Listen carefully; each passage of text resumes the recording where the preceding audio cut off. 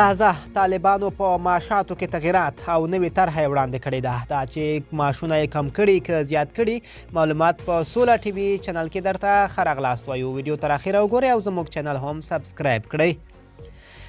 د طالبانو د مالیې وزارت چارواکي وایي چې د معاشونو د نوې طرحې له مخې د لوړ رتبه چارواکو معاشونه کم کړي. دا ځکه چې د مخکینی حکومت معاشات په بې عدالتۍ ولاړ وو.